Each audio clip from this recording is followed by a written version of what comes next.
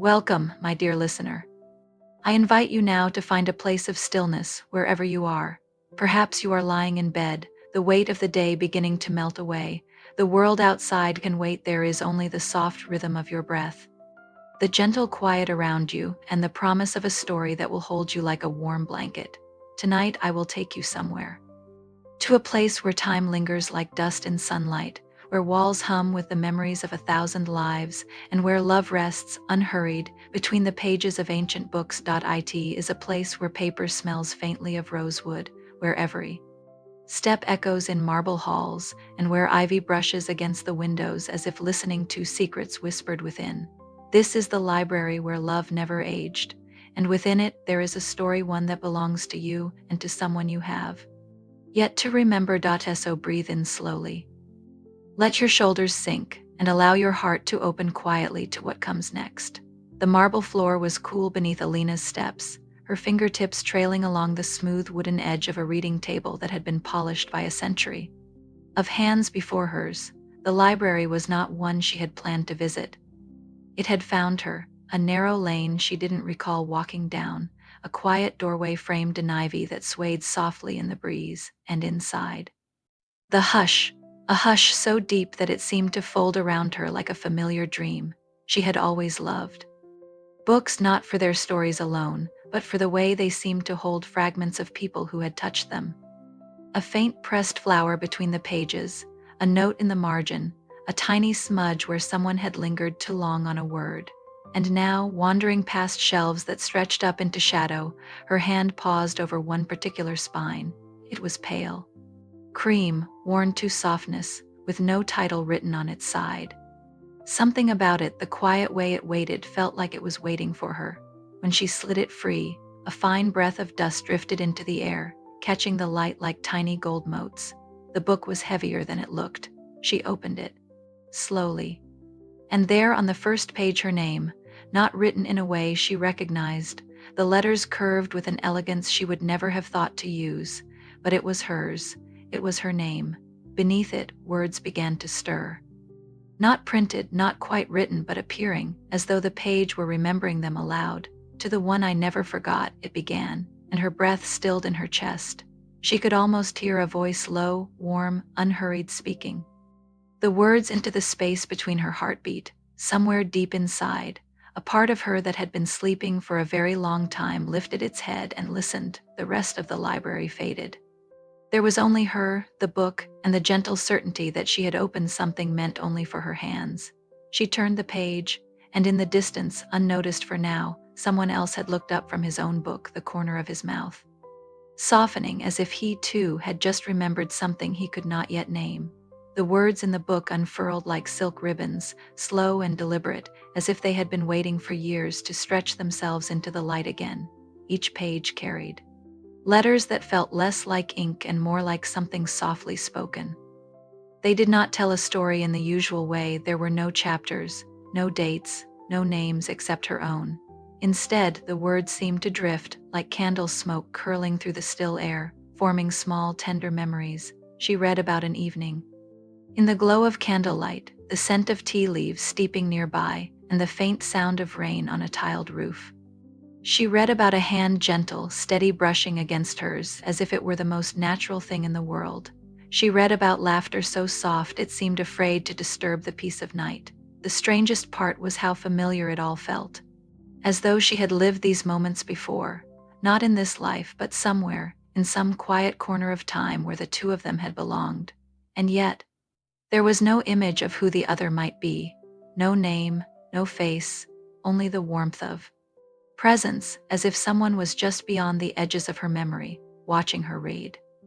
Waiting for her to remember, she looked up from the page, blinking slowly, letting her gaze drift across the library. It was then she saw him. At the far end of the room, seated by a tall arched window spilling gold afternoon light. He was reading a book that looked almost identical to hers. Cream cover, worn edges, a certain quietness in the way he held it. For a moment, her heart paused, not from surprise, but from a recognition she couldn't explain. He didn't look up right away.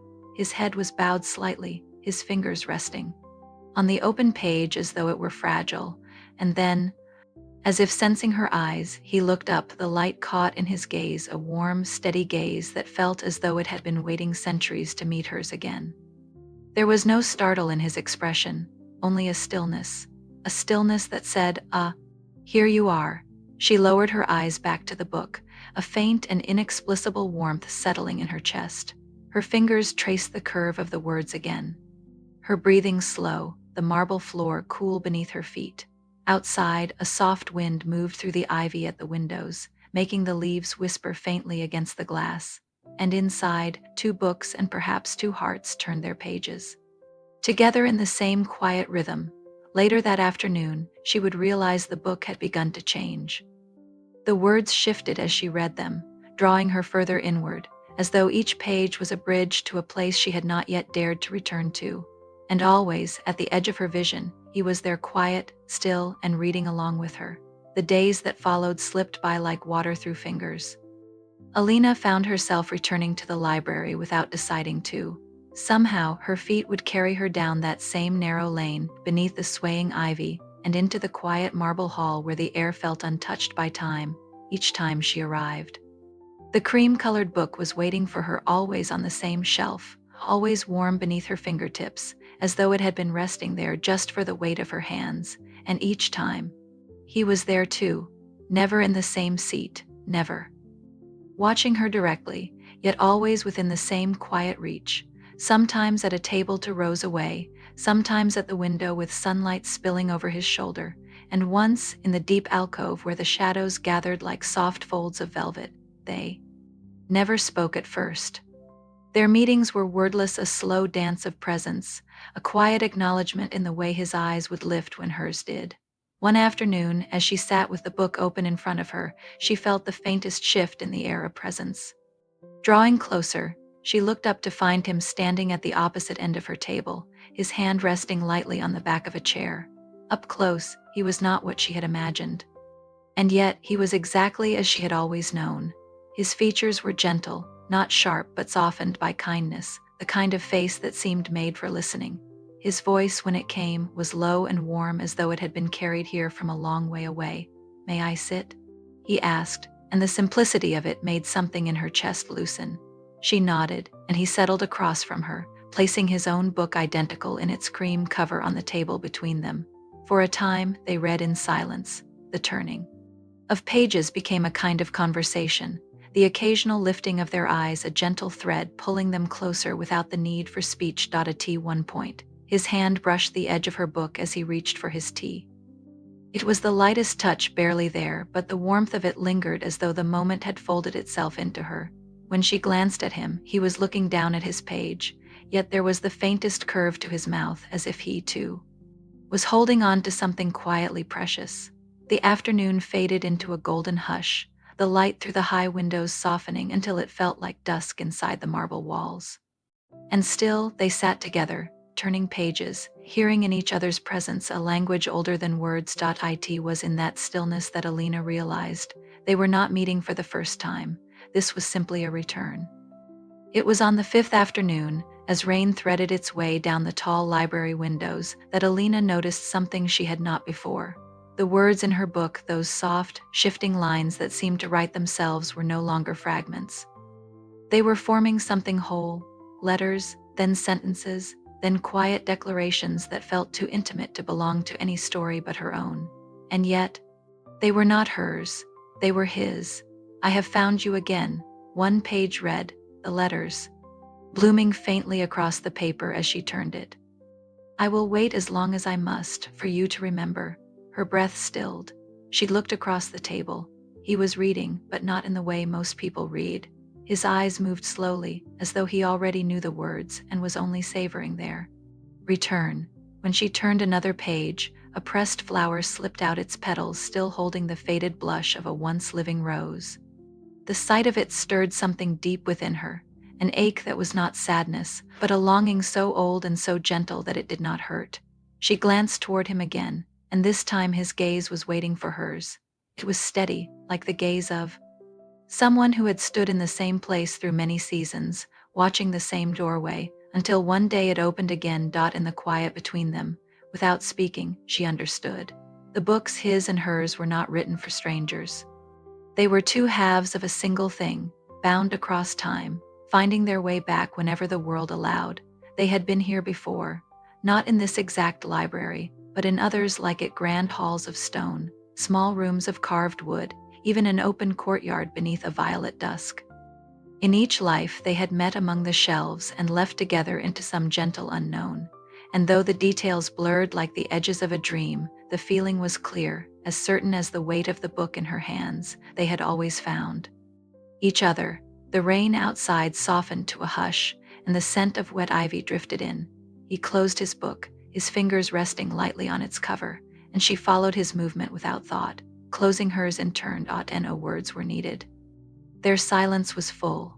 A warm thread stretched between them, glistening quietly in the dim afternoon light. The next day, the library seemed even quieter than usual, as if it had drawn in a long breath, waiting to exhale until they arrived. Alina found him in the back alcove, where the shelves curved into a small round space with a single arched window. The light there was soft and golden, catching in the dust that drifted lazily through the air. He had brought 2 cups of tea, one set waiting on the small table beside him, steam curling upward in thin, gentle ribbons. Without a word, she took the seat next to his, the cushion dipping softly beneath her weight. The warmth of the tea between her hands settled into her like a quiet reassurance. They opened their books together, not across from each other this time, but side by side. The edges of their pages brushed whenever they turned them in unison. Every so often, she would tilt her head slightly toward his, catching the faint sound of his breath or the way his eyes would linger on a line a little longer. And once, when she hesitated over a sentence, he leaned closer, close enough for her to feel the soft warmth of him, and traced the words with his finger, as though guiding her through something familiar. Outside, the clouds moved slowly across the sun, casting gentle shadows that shifted over the marble floor. The hours passed without measure. The world beyond the library ceased to exist. At one point, her hand rested on the table between them, and his came to rest lightly over hers. Not pressing, not holding, just resting, as though the simple contact was enough to fill the room with quiet light. When she looked at him, he did not smile, but there was something deeper in his gaze, something that felt like home, and in that moment, she knew they could sit like this for the rest of their days, books open, tea cooling beside them, and never need more than what they had here.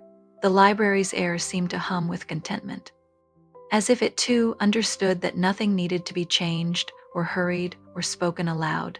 The rest of the afternoon unfolded in stillness, the soft turning of pages becoming the only measure of time. Evening came quietly, spilling silver light through the tall arched windows. The library's vastness faded into pools of shadow, and the golden dust that had drifted in daylight now shimmered faintly in the moonlight. They had not spoken for hours. They did not need to. The space between them had been filled with the soft cadence of their reading, the occasional brush of fingers as they reached for the same corner of a page, the low murmur of the wind moving gently through the ivy outside.